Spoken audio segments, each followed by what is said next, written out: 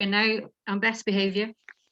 So you're very welcome. It's a scrambling workshop for young people, or people that are bringing young people out, or people that are in, university clubs or their own club, and they're trying to encourage young people into their clubs, for example, or to get their own kids involved in the outdoors and move on from hill walking to where they're getting their hands out of their pockets to taking a rope out to try and protect steeper ground, or big drops from where they're walking on easy ground even.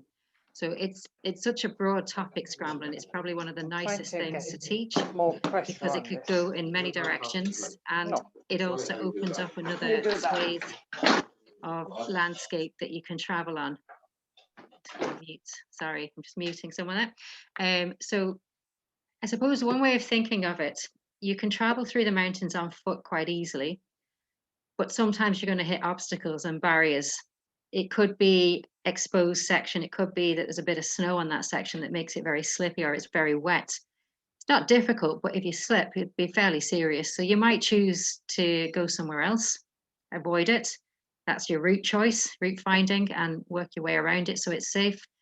Or you might decide, I want to go over this. I want to know how to have those skills so that I can get over this. And I don't have to kind of keep going back and around stuff. And I remember thinking about this, particularly when I started hill walking, and I went off I was with a rescue team in Bolton, and we went to do the West Highland Way. And that was my first experience of the midges in Scotland in the summertime, and going through the valleys and looking up at all these mountains, and we were walking between most of them, not over anything, and I just felt so disappointed, but determined to kind of go back, but obviously deciding that I need more skills to be able to get over some of the rugged terrain, carry a bit of rope, a few bits of kit, maybe some climbing shoes if it's getting more technical.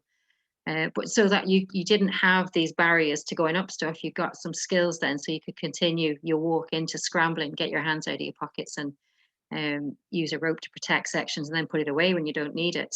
And again, on that pathway towards pitching climbing routes. So it kind of links climbers who've never been on hill walks, and it brings walkers onto terrain that they've never maybe taken their hands out of their pockets before. So it's a real kind of joiner of people. And it's a great place to share knowledge. The climbers have things to teach the scramblers have things to teach the hill walkers, and in all other directions as well. Okay, so yes, you're allowed to ask questions, so please ask away. Either put them in the chat or just turn on your microphone and ask away. So if you have topics, do put them in the chat. It'll steer me in a particular direction. But my rough plan was to have a look at equipment that you might need. So helmets, harnesses, rope, and a small climbing rack, shoes, and that kind of thing, to discuss a little bit about where you might get information of where to go. So maybe climbing guidebooks or websites where you can find beta on climbing or information. And also to talk about where you can take it. So, off to the Alps, or off to Scotland, or off to Ireland, in the crags and the valleys around your home territory. And then to have a look at some of the technical side of things. So how you can use a rope to protect yourself in simple terms, and then in more kind of, I suppose, with more equipment. So how does that sound to people? Most people, it's like just anything. It's, yeah. Give me some skills, give me some knowledge. Just a quick hands up or thumbs up in the room. How many of you scramble already? Yeah. Thanks, folks. If you can find the thumbs up bit, it's just a quick way of finding out bits and pieces like that. So how many of you have never scrambled before? Yeah, a few of them. So you can see with a mixture in the room, which is what I expected. So for those of you maybe in a club and you do a bit and you want to get some more involved, maybe look at what things are taught, and maybe how to get information across a little bit, what resources I talk about. So yeah, thank you. So that was my thought, and I'd love to do more, but I think it might run out of time at that point. So I had said an hour and a half, I think. So yeah, if you did you manage to bring, do you have harnesses with you, helmets with you? Yeah, nope. Okay, I'm going to quickly look through a couple of harnesses for you. if you don't have a harness and you're thinking of buying one, and you're thinking of scrambling or going to Scotland in winter or doing some rock climbing in a wall, then I would recommend definitely the harness I've pretty much used my entire climbing since day dot practically, because at the time it was the cheapest harness, but it's also the most versatile. It's an alpine harness, so you can put it on without taking your feet off the ground, which is really handy if you're in crampons, for example, or if you need to go to the loo. And don't want to have to take everything else off. Those kind of things can be very helpful. And there's a few, mixed genders in the room, so you'll all understand the need to be able to get access to that. So it's, I don't know how well you can see this. So there's a waist belt, and then there's dangling leg loops that you construct around yourself.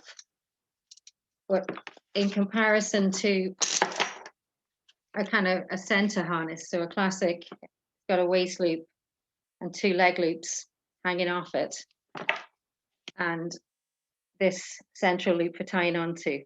So this one you can actually fully undo, so you could take this off and fasten it on the hill, but it's really awkward in big gloves, where the other one is just one buckle that you need to fasten through in big gloves or on the hill. So it's a lot more versatile. So that first one is not particularly the brand I'm referencing. It's an Alpine bod, as far as I can remember it. This one is made by Black Diamond, but there are others. But it's fundamentally a harness you can do anything in, and they're quite comfortable, they're quite durable, and they've got enough gear loops on them. So these things here, where I've got gear hanging off, these loops here, it's got enough of those where some of the kind of the cheaper harnesses, the beginner harnesses, might just have one gear loop, and it's really designed for someone who's following someone else and just maybe collecting a bit of gear. But it becomes very quickly frustrating for a climber or a scrambler who's carrying more than a few bits of gear off a route or off a scramble. So if you're planning to kind of make this a long journey, then I would definitely go for the more versatile.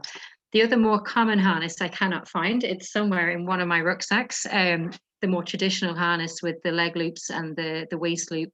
It's kind of in the middle ground of the two I've just shown you. And they would be the very typical ones that you would see in the shops. And they're fine as well. Like you can loosen the legs, you can loosen the waist, and you can step through them and fasten them up. But if you're planning to do something diverse and scramble and mountaineer and rock climb and wall climb and so on, I put my money in an alpine harness. That's just me. I don't know what other people in the room feel about that, but that would be where I definitely go. So there is a video on the website which will show you how to get into a traditional harness, how to fasten it. It's about 4 minutes long. So I'll send you on the links to where they are, unless someone wants me to put it on now. Nope, you're well able to see a video. Thank you. And so the other aspect that I wanted to look at was a couple of knots as well, so that if you've never tied knots before, there's 2 or 3 knots that you can do pretty much everything with and are very useful. So the figure of 8 knots, there's a video about how to tie a figure of 8 knots on our website as well. So if you have a piece of rope, I can quickly show you what it looks like, but I definitely direct you to a video to look at it slowly. So if you do have a piece of rope, this is what the video shows across, behind and through. And I'm doing it quickly on purpose, because this is not the way to learn knots really, but that's what it looks like, a single one. And you can duplicate it. So you can thread it through something and then copy it back out again.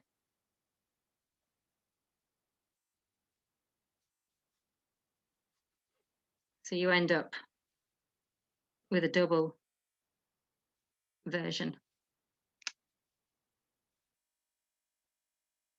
Okay, and in this bit here is where you would have your harness that you've threaded through.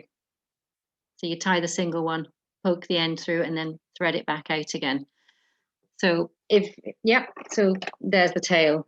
So the other thing that you would have after this is your stopper knot to back it up. And as long as there's enough tail for slippage, that's probably too much. Then it would take a lot of slippage for that tail to pull through and to make the knot dangerous. So again, it's shown, it's just a stopper knot. It goes right up against the knot to stop it from slipping. Okay, but there are videos for those as well, for this knot. There's something you need to do with your eyes. You don't do them with your eyes shut, but you should be able to do with your eyes shut. So do them without thinking about, know what they look like, know if it's wrong straight away just by looking at it. From the front, the back, forwards, backwards, tying it onto someone else, tying it onto yourself. And we often learn a lot of these knots because we tie them onto ourselves. And then other knots you might only ever tie onto an anchor, something. So you only ever know it from that side. And then you try and tie it onto somebody and you can't do it because it looks wrong and it's backwards. So just practice them inside out, backwards, forwards, away from you and towards you. So like I've got, a couple of shelving units in here that I can thread my rope through and practice tying them on. I can put my harness on and practice tying it onto it as well. So it's just something to do of an evening when you're bored. But you should be fluent at it and keep it practiced, because those are the kind of things you forget. And some of the knots, if you get them wrong, can be a disaster. Other knots are not too bad. Figure of 8, I'd say learn that one first. You can do lots with it. If you get it wrong, so if you don't put enough twists in it, you'll end up with an overhand knot, which will work so long as there's a tail on it and you put a stopper behind it. It would just be more difficult to open. It's not quite as strong, but it's still strong enough for most of what you're going to be doing. So that's another reason why the figure of 8 is a safe, good knot, because if you get it wrong, either way, too many turns or not enough turns, it's still a functioning knot with that tail and stopper. So the other the other knot, so that knot would be used, where would you use that? Have you used that before? All silent again. Do feel free to turn off the videos and chip in there, guys. Where would you use that figure of 8 knot? What do you think? Have you seen it in use for anywhere? On your harness and using it for anchors. Yep, dead on. Yep, perfect. Thanks, Jim.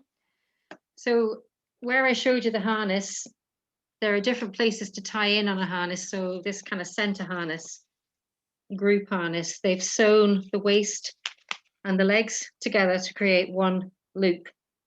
The first harness I showed you, and most of the other harnesses that if you buy a harness that you'll see, will be more like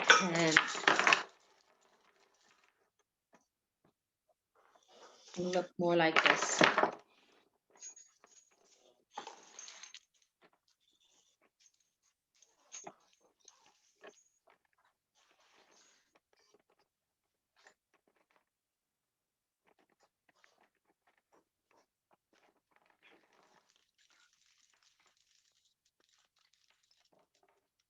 So you can see more or less a waist loop, and then the leg loops are dropping down from it. And you see this cord in the middle, this tape, the belay loop, and it joins the legs and the waist together. So when you're tying in, you're copying it. So you're creating a second loop around that.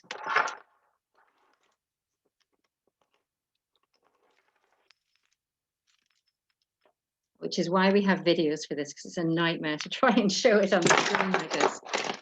So we've got the belay loop, and then we take this rope here and thread it through and create our knot. So when I showed you the knot earlier,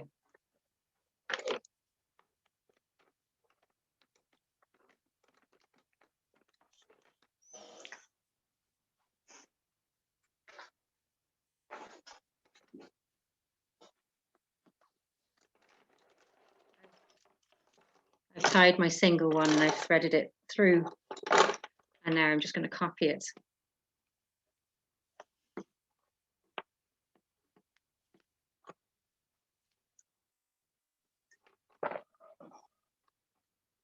To give me a double version, and then stopper. So what I've done is threaded my harness into it. So now my harness is attached with that figure of 8 and it's been threaded into the center of that. So that's the figure of 8 knot, and it's definitely, I think, the first knot to learn and most versatile. You can do lots with it. And like Finn described, it's for tying on yourself, but also for tying into anchors. So you can extend yourself, you can attach to something secure at the top of a section to protect somebody. You could put a couple of them in and fasten to both of them. There's a number of combinations to do that. With 2 anchors, at least you have a backup. And with 1 anchor, you've no backup. So it has to be bomb-proof. And it takes a lot of judgment, I suppose, to gauge if something on its own is bomb-proof. So, you know, a ginormous tree trunk, something like that, you may be happy to use as a single anchor, or a huge big boulder that you can wrap the rope around and there's no sharp edges like that, as long as you've got enough rope left after you've done it to use down the section. So those kind of natural anchors, they're probably the quickest to deploy. But like that, if there's just one of them, then all your eggs are in that basket. So it would have to be bomb-proof. Hang your granny on it and a bomb-proof. So in general, we tend to use backups. We might put a second anchor in somewhere. We might join 2 together, or 3 sometimes, depends, until we've got enough and we're comfortable that we've got enough to protect whatever that section might be. Okay, guys, I'm conscious you're very quiet. So I'm just going to have a quick check in the chat here a little bit. Yeah. No, like those knots that be used worldwide. The other knot that you might see climbers and sailors using would be bowline. Yeah, go on, Finn. Oh, you've gone on. You just muted yourself, and just if you unmute again, yeah, go on. Sorry. Would you bring a couple of slings scrambling? Yep, definitely. I'd bring a small rack. It depends what you're doing. If you're planning to just walk up something that you might need little rock steps, you might have a rope but not much else. But a sling can be very useful. A couple of slings and a couple of carabiners. It just can make it easier, so you don't have to necessarily waste your rope around a block. You might put a sling around the block and protect your rope a bit more. And the sling can provide that anchor, and then you can clip the rope into a carabiner, for example, and use that to bring the rope up. Yeah, good question. So no worries. So there's there are a few more videos as well that you can have a look, see how anchors can be connected to. So from your harness, the other knot that I would say is very useful, if you've come across a clove hitch. If you can imagine, you've tied on and you've got this strand coming away from your harness now, and you get to a point where you want to secure yourself onto something. You could just tie another big knot in the rope and hook it over something and secure yourself that way. That's probably quite the simplest way. Or you could put a sling around it, like where's he gone? Finn just suggested, and then clip your rope into it. So you could tie a clove hitch into that. You could tie a figure of 8 on the bite, on the double, like we showed you earlier, and just hook that into the carabiner that goes through the sling. Or you can tie a clove hitch, which is easier to open and fairly easy to adjust. Again, you can give this a go if you want to. Will we see, can we do it? You might need something to tie it around. If you've got something, the back of a chair, the top of a chair, we'll go for it, we'll see. So if you, yeah, you can do it on your wrist. Just makes using your 2 hands a bit tricky. Nice one. So make 2 loops, do the exact same move twice, not mirror, not different, just exact same move twice. And then you place, as it's kind of gathering up the coils, you place the front one behind the back one. Nice job there, Fionn. You're doing perfect examples. Very clear, good contrast between the piece of wood and the yellow rope, like that. And these work by being tensioned. So you can adjust them quite easily, which is always very much the difficulty when you're trying to attach to something securely and be tight and close in. Someone else just wrapped up. Let me just let them in. Hope they've not been waiting there too long. So come on, show us your examples there. How'd you get on? Nice. Anyone else?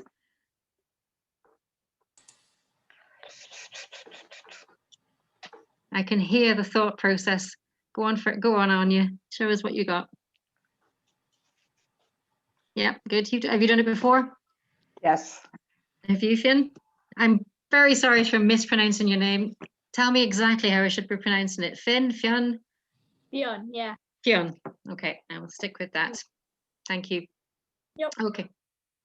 So they tension, and they're very easy to open when they've been tensioned, and the tighter they are, the better they're going to grip. So they're a really useful knot. If you get it wrong, it's just a roll around your finger and it will just fail catastrophically. So check it grips, and that means then you should have it correct. There's a number of quick ways of tying it, but I think you need to know what it looks like first and know what you're aiming for and check it every time, especially if you've not used them for a while, because they look very different. They look very similar to other knots as well. So I would say that knot is part of a family of knots. So the clove hitch closes, locks. And the other version of that knot is the Italian hitch, if you've come across that, and that's a rolling knot. So you can use an Italian hitch if you've forgotten a belay plate, for example, and you've just got a carabiner, a wide carabiner HMS. So instead of putting one behind the other, you close the book. Okay, I don't know if you can see that. Yep, nice one on it. Just close the book. Yeah, and then what should happen is get friction burn on my finger now, but that's how it works. So as I pull it, it can flick over, so I can let someone down, or when I want to bring them back up again. This is really painful, but that's why they work, because they create friction. So you're much better than just having a rope running over something.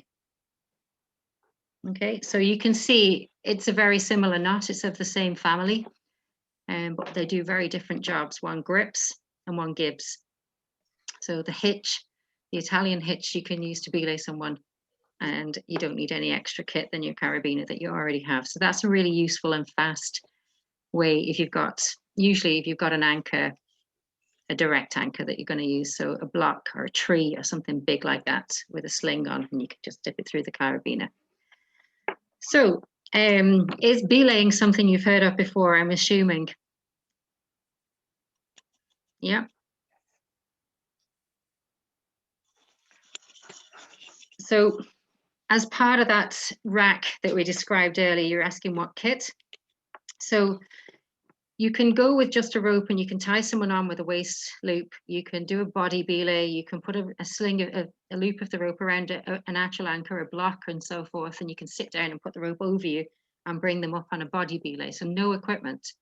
It does limit, it does take up a lot of rope, but it does give you choices if you're carrying a walking rope or a half a climbing rope or something like that, just to get over an obstacle or down an obstacle safer than without.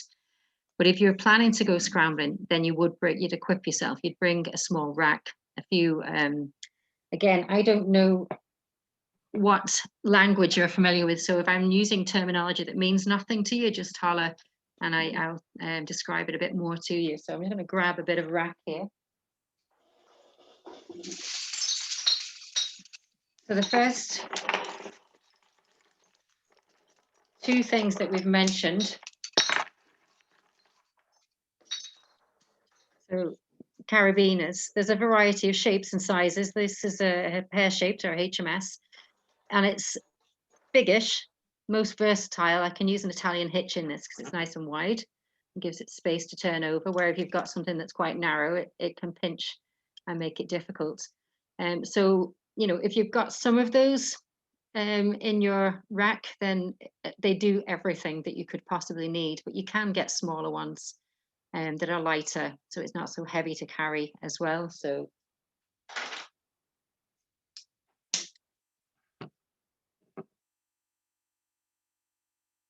a lot lighter. And maybe as an instructor, you might go for more durable stuff because you're going to use it lots and lots. But maybe for your personal climbing rack, you might choose to go lighter weight because weight obviously slows you down and takes energy to carry. So you'll see if you have any climbing gear, there's lots of information on it about the strengths and about how it's designed to be used. So the strength's in the length of it, not across the side of it. When it's fastened, it's stronger than when it's open, weak when it's open, well, relatively weak when it's open. So they come with lots and lots of information on their leaflets to give you all the details and the spec and so on, but it's written on the spine, and often you'll see people put tape on to identify theirs from someone else's, and the same. Okay, so, but these I would, in some ways I call these a kind of a universal carabiner because you can do pretty much anything with them. So if you're selecting what to start with, then I'd get a couple like that and use them mainly for kind of belays and slings. That could be a good start. So a couple of those, maybe two or three of those. And then slings is what was being described earlier. These are 120 centimeters. So not too horrendously long, dragging on the floor, or too bulky to carry. And usually long enough to thread through or put over a block or through a piece of gear that you've maybe put in to protect a section of the scramble. So 2 or 3 slings. And then if you've climbed before and you're used to maybe climbing indoors, there's different types of extenders that you can get that would be more versatile for the long term if you're planning to scramble and move from the indoor setting. So this would be more akin to an indoor extender. So the extender you would attach to anything that you've placed in the rock, and rope on one end, gear on the other, to give it a bit of play when you're climbing or when you're scrambling, so that it's not going to pull the gear straight out of where it's sitting. It allows it to hang.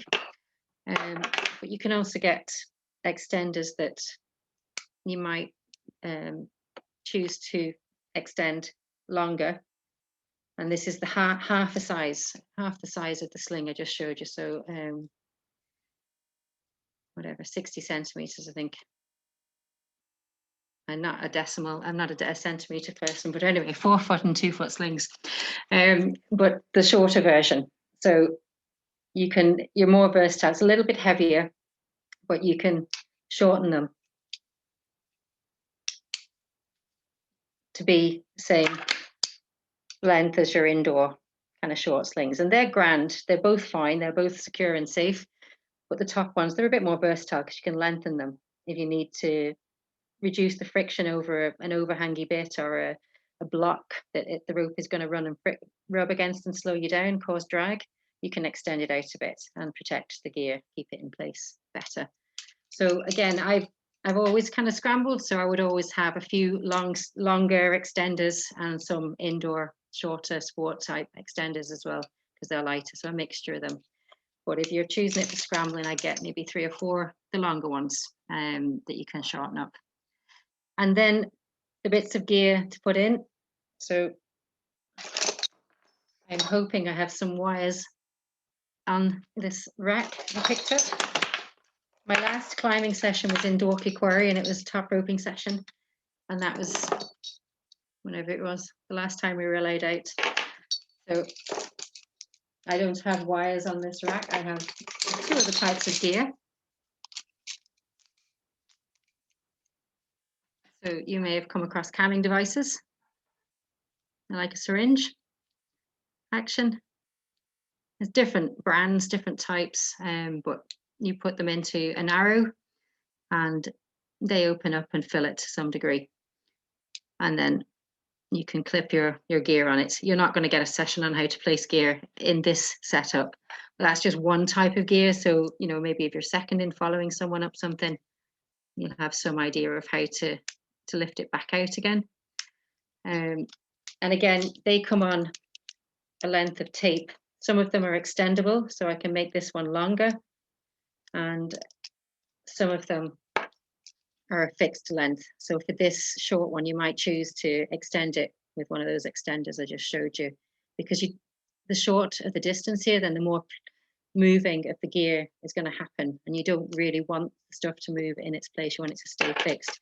So by extending it, you give them the rope room to move, but the gear should stay fairly still in the gap that it's been placed in.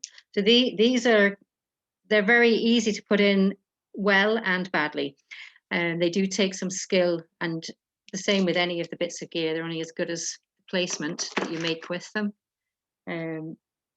Other gear that scramblers often use, because you're on more blocky ground sometimes, hexes or hexcentrics, and they can be on wire on the smaller ones, or they can be on tape. So again, a relatively long extender already on them, but you may choose to extend them more if that's not sufficient to give it the play. And these can be quite handy and versatile. You can see the mechanics. You can slot them down into a narrow. You can use them sideways into a narrow. You can also stick them cunningly into boreholes if you're in the burn, and put them down into a hole and create a bit of twist torque that will help seat them. And you possibly get a friend into something like that, but not much else. So these can be very useful. And I don't have any wires on this rack. No. Does anyone want to go get a drink while I go find some? Take 5 minutes. Yeah. I'll go and grab a few. So it would be a shame not to show you. So just go off screen for a couple of minutes. I'll just stop the record. There we go. So just to look I think at if we ask, sorry Jane, if we ask the people who know the hills very well, like I know John Healy is on there, Dave Cochran is on. If my suggestion is for kind of Dublin based people to head out to the Scalp for their first experience of this, where might John or Dave recommend people head out to? I'm not sure who else is in the room, so if they could have a think about that. Yeah, so we're just pulling together some venues that people might go to try. Some kind of good recommendations for maybe people newish to scrambling, and where the type of location that they might choose. So either drop them into the chat, or describe them. Just while you're having to think, some of the criteria, I suppose, like Owen's alluded to, that you want somewhere that's comfortable, that's kind of not too remote, so that you've got access in and out fairly easily, and where you can, ideally, I suppose, you can step off and around. You can step in and out, so you can take a break from it, because it can be quite intense, I suppose, because you're thinking all the time and you're in it. So if you can do short steps, break it down, step off and look back and try a different way, then those can be kind of useful. Right, go on, so guys. Well, I can jump in there, Jane, if you don't mind. I just say, whatever you do, just be progressive in it. Don't try and take on too much too quickly. Probably some of the more risky ground you can get onto is the stuff that you can get that's pretty steep and you just can't protect with ropes or with slings, or any of the other gear, because it's just not there, it's not available. And a lot of the terrain in the mountains is inherently unstable in places, so you just have to be aware of the terrain that you're traveling on. So I would say maybe go to places that have good anchors, that you can practice all of the rope work in, but understand the sort of the nature of the changing nature of terrain as you travel through it, and the different techniques. There's a lot of different, or I suppose, approaches and techniques that you can use when you're traveling on ground that doesn't necessarily have a huge amount of protection or the availability of anchors. And I think that's an important level of skill to get. So where the use of ropes and slings and wires and cams and stuff like that is all very useful, especially as you progress. Definitely getting things like being able to sort of identify a sort of a good location to stop, getting a good stance, being able to body belay, being able to shoulder belay, being able to direct belay off things like boulders or trees or stuff like that, can be even more useful as you start off, because they're skills that will stay with you all the way through, no matter where you're traveling in the mountains. If you're going onto steep ground, all of those techniques are still very valuable and viable. And then as we get into more serious terrain, using sort of slings and crabs and wires and cams and stuff like that. That's sort of when you're starting to move into probably more serious ground where it's more continuously rock rather than maybe the nature of some of the mountains that we have in Ireland, which are a mixture of sort of rock, heather, boggy, sort of wet ground type of thing, which can, by their very nature, be sort of there's a high level of risk to them or associated with them. So it's been progressive, and nearly every mountain range in Ireland has something like that. But even just going up steep sort of grassy slopes at the start and figuring out your balance as you're walking up steep grassy slopes and knowing where you have to go from walking face onto them to walking to the side to zigzagging up to kicking the edges of your boots in, all of those are useful skills in terms of just the initial sort of basis of what you need. And then you can move on to obviously steeper and more rocky ground as you go. And then there's a whole set of skills and judgments about judging rock and the quality of the rock that you're attached to or that you're climbing on. And these are all skills that you develop progressively. It's not something that somebody can teach you in even a weekend scrambling course. They can introduce you to some of the skills and techniques that are used, but it's something that you have to develop over a period of time. So other than that, like I'm sort of blessed. I'm down in Kerry, so I have lots of steep ground and scrambling ground to be able to access very, very easily. So if you find yourself down in Kerry, or you're based down in the southwest, well then the McGillicuddy Reeks, you couldn't get a better place to go, and there's steep ground everywhere. So, and I've lots of different sort of makeup, so you can definitely progress your skills there without a doubt. That's basically, I don't know if maybe John has more to say on that. I'm not too sure. I'd agree with all of that. I'd probably add as well that a lot of the kind of more rugged mountain ranges, particularly on the west coast, would have ridges where you can kind of choose your level of difficulty quite easily. In that there's very often there's certain ridges where there would be a walking trail not too far from the kind of the skyline of the ridge, so you could scramble when you feel comfortable, and then in more difficult sections or more exposed sections with a little bit of forethought and a willingness maybe to backtrack, you could go back onto kind of walking terrain. Like the Bean Kira Ridge would be a great example where you could stick to the skyline, and it actually is probably grade 2 in places, maybe even harder scrambling, but there's walking terrain not too far away, and there'd be a few ridges like that, and I think the big thing for me in scrambling is learning the judgment to read what's in front of you, because very often in scrambling it's quite easy to scramble your way into trouble and not be able to get out of it. So that idea of having terrain where you can learn that judgment and have that kind of get out clause of having a walking terrain, even if it's kind of steep, but walking terrain not too far away, that as Dave was suggesting, that progression of finding out, getting used to what we would call grade 1 scrambling terrain and getting comfortable on that before you kind of push yourself too far into the difficulty. And then probably if I had one practical kind of equipment piece, I think one of the most crucial decisions you make for scrambling will be your footwear choice. Because between the three most obvious choices, you're kind of almost alpine boot at one end of the scale, a rock shoe at the other end, and then what would probably be called a pro shoe somewhere in the middle. And they all have pros and cons. And that your choice of footwear is probably more important than your choice of harness or nuts or rope, and then trying to develop the judgment gradually. Because I think, as Dave mentioned, I think scrambling is probably one of the more dangerous mountain activities, but possibly more risk than rock climbing, and possibly requires more judgment than rock climbing. And unfortunately, the only way to develop judgment is probably through experience and maybe through a bit of guidance. Does that make sense? Yeah, I think what John is saying there, that you can't stress enough. Just I said at the beginning, it's such a broad topic. There's so much to it, and what Dave said as well about the time to develop, the time to absorb, the time to gather that experience. So often we rely on other people to support us through that. So somebody with more experience will bring you in a kind of second position and teach you on the hoof.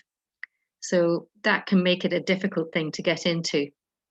But to not, I suppose, underestimate, you can learn a few skills, but it's the judgment, they're both referenced there, of when to apply them, to check that things are safe, to, that the amount of judgment required, the conditions change, the weather, what you're wearing on your feet, how heavy your rucksack is, how you're feeling, all of those things, and how safe the terrain is.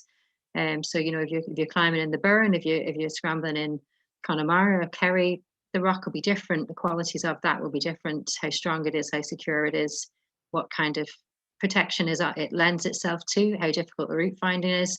But it's a fascinating, it's just such an adventure.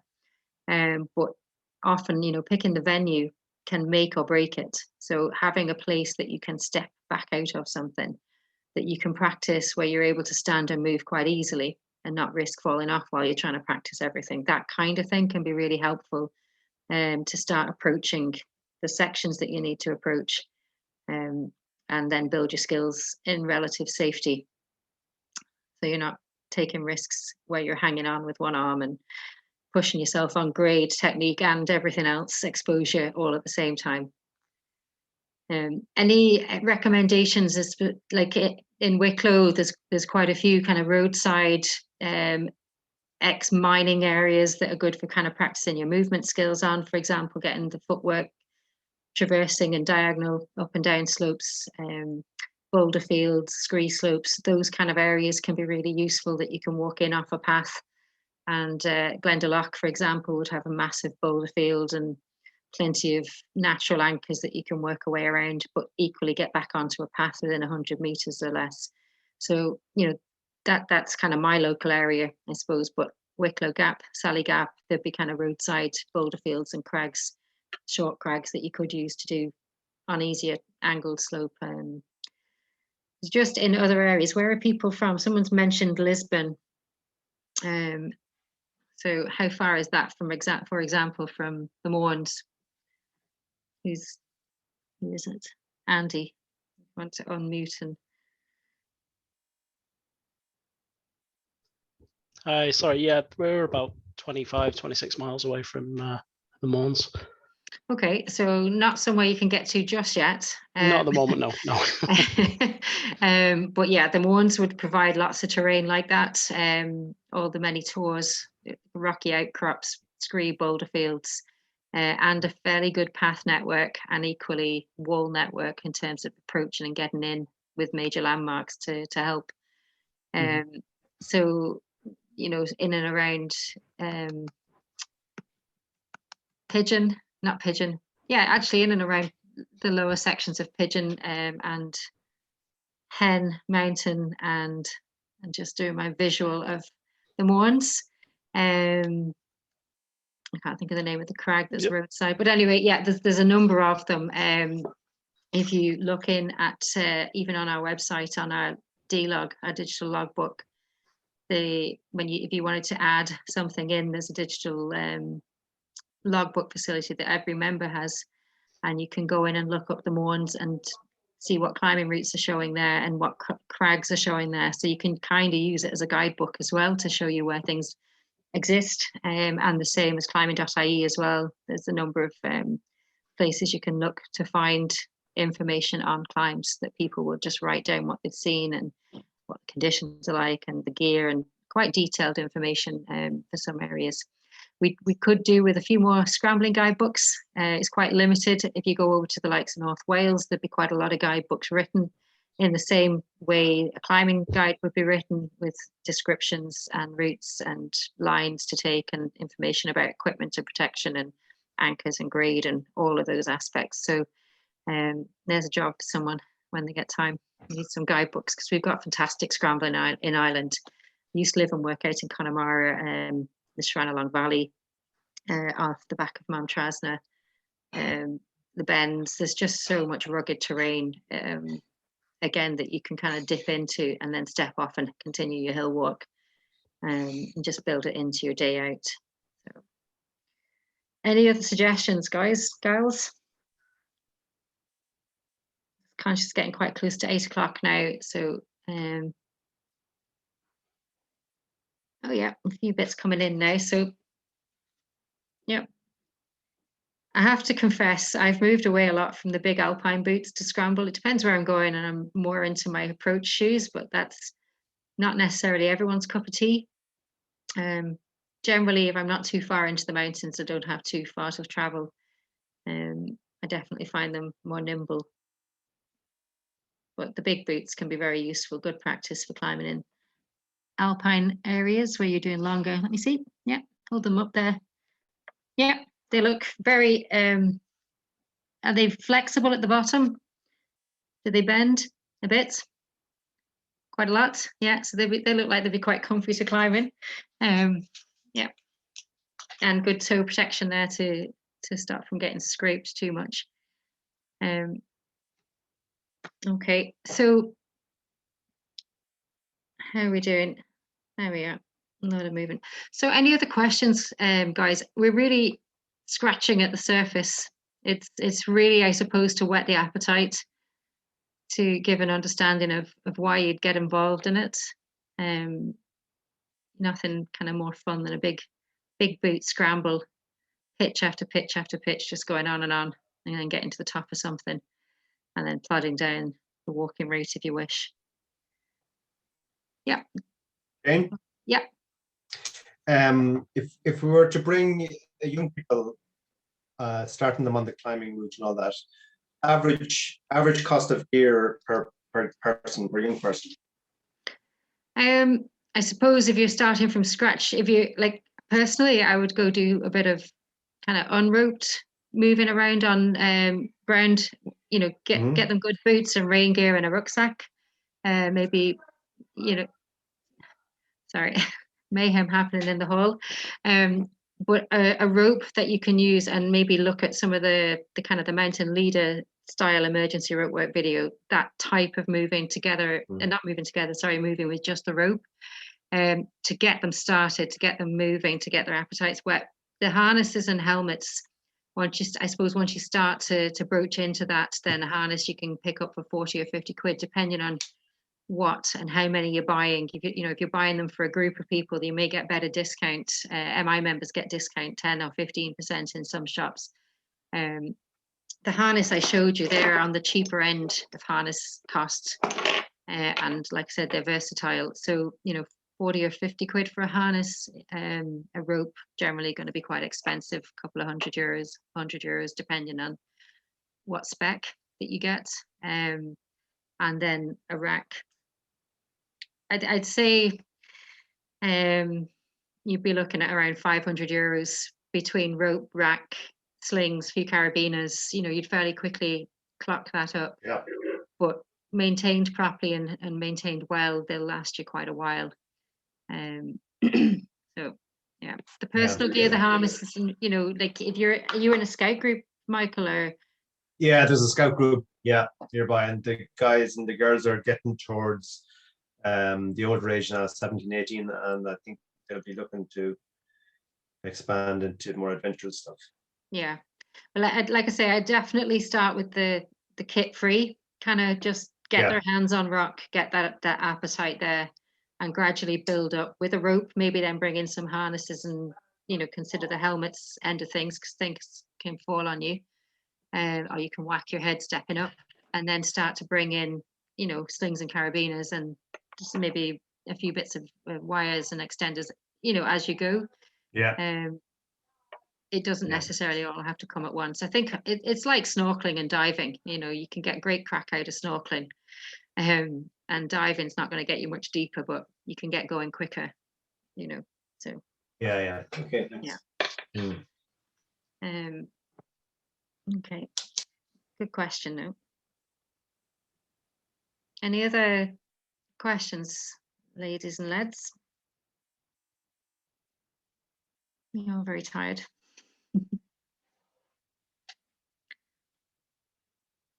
Nope. What else did I say I would talk about? Or is that enough for now?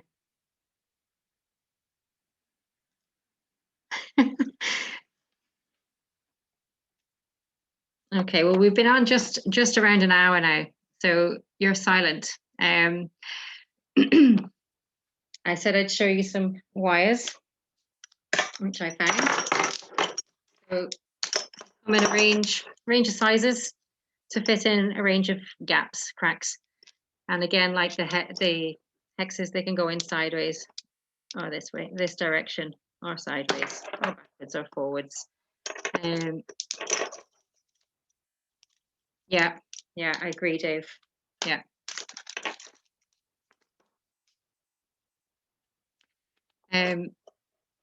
So what I might just quickly show you, if you are interested, I might just quickly show you. I don't know. Do you want to see any of the videos? Or would I just send you the links? You just seem very tired, guys. You're allowed to say we've had enough. It's quite all right. I won't be offended. Speak up. Anyone? Okay, I will take the silence as that's enough. I will not flog the dead horse any longer. Was there a question? Go on, sorry. I'm enjoying it. Oh, good. I hope everyone's enjoying it. Great. Do you have any questions? I don't think so. Okay. Oh yeah. What diameter of rope do you recommend for scrambling? Personally, I would go for something not too heavy duty. So, for maybe a 9mm rope, so that you're kind of balancing off weight with durability. So scrambling is a lot harsher on ropes because you're naturally running them around rocks and boulders and so forth. But if you go too heavy, it becomes cumbersome and slows you down. So there's a balance. But I would say around 9. I wouldn't go any heavier really than that.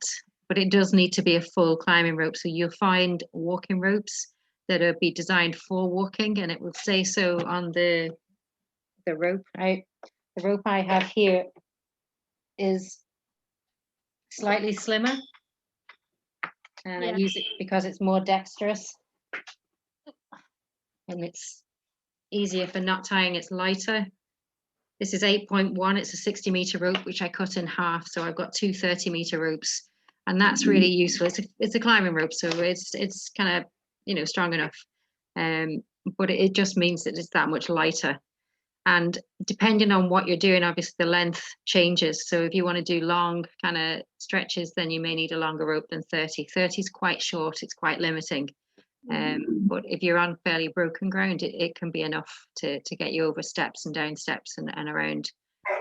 But yeah, definitely to make sure it's not a walking rope, that it's a climbing rope that you're getting. Yeah, thank you. No worries. Any other?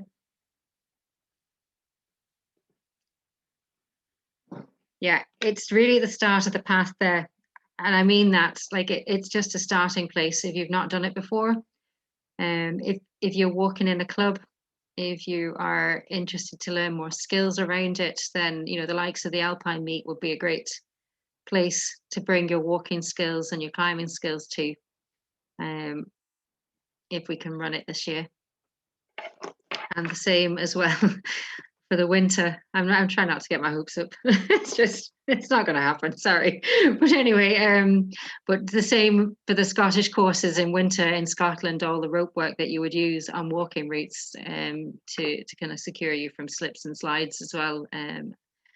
It just opens up a whole other area of walking. It enables you. Have you a question there, John? Sorry, your hand is up. I'm not sure if it's just a legacy from earlier. You're on mute at the minute, so I can't see. No, it's from earlier, I think. Okay, I can't see how to remove it for you. Let me just see now. There we go. There you go. All right, your arm must be very tired. Right. So, any other questions, comments? I suppose then I'll just wrap up by directing you towards some of the resources on the website. There are plenty of opportunities for training as well. And if you are struggling to get training from wherever you're coming from, so your scout group or yourself or your club or as an individual, you know where I am, and I mean that. Do get in touch. We have a number of trainers dotted around the country that can deliver this type of skill. Dave and John are two of them, and Owen also teaches climbing and is a climber and a paddler and many other things. But do get in touch with me, and I will try to facilitate it, because I do understand it can be very difficult to get into something like this, because it's so broad. And you may be the only person that wants to do it, and you've no one to do it with. You kind of need other people. So do please get in touch. Why do they always start hoovering in my sessions? Always, every week. You were there, Michael, weren't you? The last time? Every week, hoovering. Anyway, I shouldn't complain. It's my kids doing it. It's good that they do the hoovering. But every week. Anyway, so there on the website, there's a number of shorts on mountain leader rope works. Just to remind you, that's for emergency. That's when things have gone pear-shaped. It's not planned for as such. But a lot of those skills would be what Dave was describing with the rope, and being able to negotiate something and get out of difficulties. There's one on scrambling rope work, which I filmed in very easy terrain, so that people could see maybe and focus more on the skills rather than the terrain that you're in, because you could walk through most of it, and you possibly would walk through most of it and not bother with a rope on most of it, but it's really to demonstrate that. There's also videos on tying on, how to put on a harness, setting up some anchors. Now the anchor one is just fairly limited. It's showing you one type. It talks a lot about principles and so forth that would be applicable to pretty much any anchor setup. That's just one way, and it's designed really for a climbing setup. So it's just to get the idea of how to attach and how to link them and how to select and check maybe. And there's another one on the scrambling one that shows you how to take coils, so you can shorten a length of rope between two of you, so that you don't have 50 meters trailing between you, but maybe you could shorten that down to 20 or 25 or whatever you're trying to do. But I wasn't going to try and show you how to take coils on screen, because it's hard enough in person. But do have a look at that. And again, that's one way of tying off coils that they'll show you. There are many ways with the carabiner clipped in, or there's plenty of different ways to do that. So have a look, and do come back to me if you have any questions or need any supports to kind of progress where you're at now on. Okay, guys. Basic kit list. Someone is asking. I've been searching around all evening to find my rock climbing book, because there's a lovely picture in there, a list of kit. So I will find it and I will send it on with the links afterwards, rather than roll it out on the video. Any other questions there? When we can get back outside, I run scrambling sessions every year. I definitely recommend coming to one of those, so that you can actually practice some of this stuff in reality, which is what you really need to be doing for it. So I will say thank you and good night, and lovely to see you all, and thanks for your time. Thanks very much, Jane. It was really good. Not at all. You're very welcome. Thank you.